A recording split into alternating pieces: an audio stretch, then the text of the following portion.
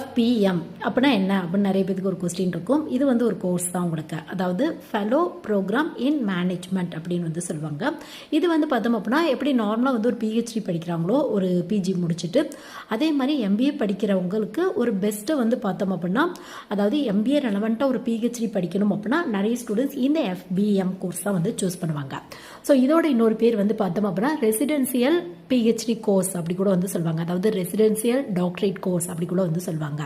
So இது வந்து பார்த்தோம் அப்படின்னா 4 இயர்ஸ்க்கான கோர்ஸாக மொத்தம் வந்து 3 வந்து டிவைட் பண்ணுறாங்க. கோர்ஸ் ஃபஸ்ட்டு வந்து படிக்கிற மாதிரி இருக்கும். அப்புறம் வந்து பார்த்தோம் அப்படின்னா உங்களுக்கு இந்த தீசிஸ் அந்த மாதிரி மொத்தம் வந்து 3 வந்து டிவைட் பண்ணுறாங்க.